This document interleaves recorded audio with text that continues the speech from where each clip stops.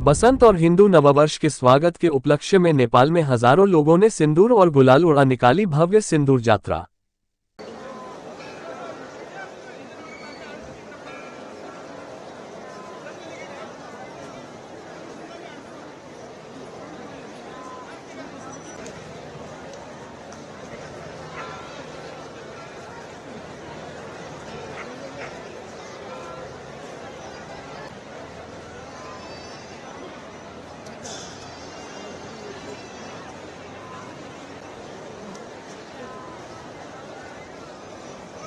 मेरठ से भाजपा प्रत्याशी अरुण गोविल ने भी कह दी संविधान बदलने की बात।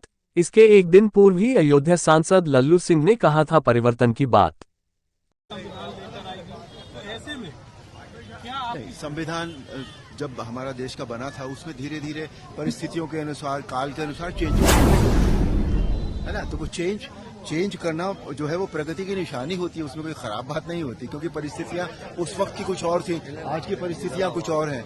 हमें उसके हिसाब से अगर कुछ चेंज उसमें करना है तो उस, और संविधान को एक व्यक्ति की मर्जी से तो होता नहीं है चेंज, है ना। सबकी सर्वसम्मति होती है तब चेंज होता है। अगर ऐसा कुछ होगा तो किया जाएगा। 400 पार चाहिए तो कुछ ऐसा बड़ा करने की सरकार की मुझे ये फील होता है, क्योंकि मोदी जी ऐसे ही कोई बात नहीं कहते, उसके पीछे कुछ न कुछ अर्थ उनका जरूर होता है। बीजेपी सांसद निरहुआ को सुनिए। जनाब कह रहे कि मोदी जी, योगी जी ने तो बेरोजगारी रोक दिया है, क्योंकि उनका एक भी बच्चा नहीं है। जो बच्चे पर बच्चा पैदा कर रहे हैं वो बेरोजगारी बढ़ा रहे हैं। मोदी जी ने तो रोक दिया। एक भी बच्चा है मोदी जी का?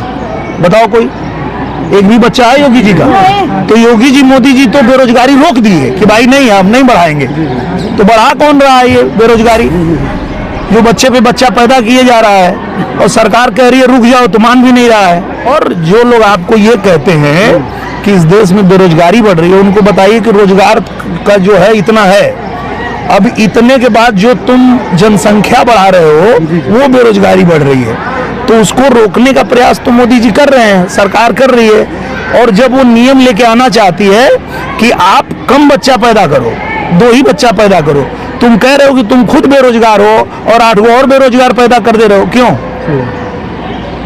खुद तुमको अपना पेट पालने नहीं हो रहा है, तुम कह रहे हो कि हम बेरोजगार हैं। तो आप बेरोजगार हो तो एक बार भी सोच रहे हो कि 8 बेरोजगार और क्यों पैदा कर रहे हो? मथुरा रॉबर्ट वारा पहुंचे वृंदावन के बांके बिहारी मंदिर। भगवान बांके बिहारी मंदिर में किए दर्शन। बांके बिहारी के दर्शन कर बहुत खुश होने की कही बात। मेरा पूरा परिवार देश के साथ लगा हुआ है, लोगों की समस्या समझ रहे हैं और उनका समाधान करेंगे। लोग राहुल और प्रियंका की मेहनत समझें। मैं यहाँ बांके बिहारी के दर्शन करके मैं बहुत खुश हूँ। मेरी प्रार्थना है कि देश में सुख शांति का माहौल बने रहे और मेरा पूरा परिवार देश के साथ लगा हुआ है, प्रचार कर रहे हैं, लोगों की समस्या समझ रहे हैं और जो भी उसका समाधान होगा ज़रूर मेरा परिवार ढूंढेगा। राहुल प्रियंका की मेहनत समझे और जो मैं प्रार्थना करने आया हूँ वो सफल हो और देश के जो आवाज़ है उसको बुलंद करना है और एक सेक्युलर देश को आगे रखना है। और मेरी प्रार्थना हर जगह देश के हर कोने तक पहुंचेगी और मैं बहुत खुश हूं कि यहाँ सहयोगी मेरे साथ हैं। उन्होंने बहुत अच्छी तरह मेरी प्रार्थना का यहाँ अवसर रखा है और मैं खुश हूँ और सुख शांति का माहौल बने रहे, उसी के लिए मेरी प्रार्थना है। पांडा जी, अमेठी से आपके नाम की चर्चा चल रही है, पूरे देश के हर कोने से चल रही है, पुकार है। वो मेरी मेहनत को समझते हैं, जो मेरा धार्मिक दौरा होता है उसको भी समझते हैं और वो चाहते हैं कि मैं उनको रिप्रेजेंट करूं, उनके क्षेत्र से आऊं और उनकी प्रगति हो और जो भी उनकी समस्या है उसका समाधान मैं ढूंढूंगा।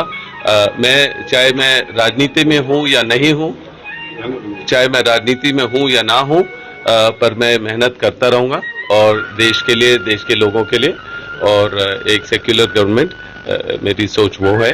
और पर अभी तो प्रियंका और राहुल हैं तो उनकी मेहनत को समझो और जो बदलाव का माहौल है उसमें मैं भी शामिल होऊंगा और पूरा परिवार पूरी मेहनत लगन से काम करेगी। हाँ बाटा जी, आज मथुरा में है, बांके बिहारी के दर्शन किए, अयोध्या के मुद्दा एक बड़ा मुद्दा रहा, राम मंदिर बना, मसला को किस तरह से देखना है? मैं हर जगह को एक ही तरफ से देखता हूं और जरूर इसमें राजनीति की कोई बात होनी नहीं चाहिए। जब भी किसी को परेशानी होती है वो अपने भगवान को याद करते हैं, किसी नेता या किसी पार्टी को याद नहीं करते हैं। और जब भी वो मुश्किल में होते हैं वो अपने भगवान को याद करके अपनी जो उनका हौसला बढ़ता है, तो उसमें मुझे लगता है कि भेदभाव की राजनीति नहीं होनी चाहिए। कांग्रेस एनडी गठबंधन कितनी सीटें लेने जा रही है? अब वो राजनीति में नहीं हो, वो बस प्रार्थना हुई है कि सब कुशल मंगल रहे और सब खुश रहें। भारतीय जनता पार्टी आप लोगों के ऊपर सनातन विरोधी का आरोप लगाती रहती है, क्या माना जाए आप यहाँ पर आए? वो उनके प्रचार करने का तरीका है, पर मुझे पता है मेरे परिवार पूरा हर भेदभाव से दूर रहते हैं और सेक्युलर हैं और एक सेक्युलर गवर्नमेंट बनाएंगे और देश को सेक्युलर रखेंगे। दो लोगों की जोड़ी कितना कमाल करेगी? आओ ना जी, मैं यही कहूंगा कि देश की प्रगति का सोचना चाहिए और जो नए गठबंधन बना है उसके बारे में उसको मजबूत रखेंगे और राहुल और प्रियंका पूरी मेहनत करेंगे और मन लगन से लोगों के बीच में होगी। जो भी उनका समाधान मुश्किलें हैं उसका समाधान ढूंढेंगे। चलो। प्रयागराज बारा थाना के अंतर्गत गन्ने टोल प्लाजा में टोल कर्मचारियों ने कार सवार महर से दर्शन करके लौट रहे महिलाओं व युवकों के साथ की मारपीट। आचार संहिता लागू होने के बाद भी नहीं रहा प्रशासन खौफ। आए दिन टोल कर्मचारियों द्वारा आने जाने वाले वाहनों से करते हैं मारपीट। हाईवे पर बैठे पीड़ित पुलिस मौके पर मौजूद। यहाँ जाने देंगे इतना ही बोला मैंने तेरे। हाँ तो बोलता है नहीं, उसने बोला गाड़ी नंबर बताओ। सपा विधायक इरफान सोलंकी के भाई रिजवान ने कहा, कहानी कहानी रहेगी और हकीकत हकीकत, ऊपर वाले का कैमरा दिलाएगा हम दोनों भाइयों को इंसाफ। कानपुर में समाजवादी पार्टी के विधायक इरफान सोलंकी महाराजगंज की जेल में बंद है। जाजमऊ के प्लाट में आगजनी मामले में 15 अप्रैल यानी आज फैसला आना था, लेकिन आज फिर एक बार फैसले की तारीख बढ़ा दी गई।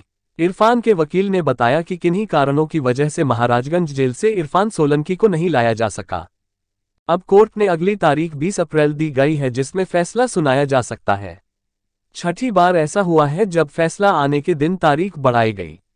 सपा विधायक के भाई रिजवान सोलंकी कानपुर कोर्ट सुबह पहुंच गए थे, वह भी महाराजगंज की जेल में बंद है।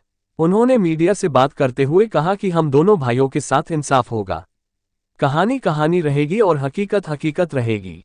अगर यहाँ पर कैमरे लगे हैं तो ऊपर वाले का एक अलग कैमरा होता है, उसी कैमरे से हम लोगों को इंसाफ मिलेगा। हम दोनों भाई बरी किए जाएंगे, हम दोनों को इंसाफ मिलेगा।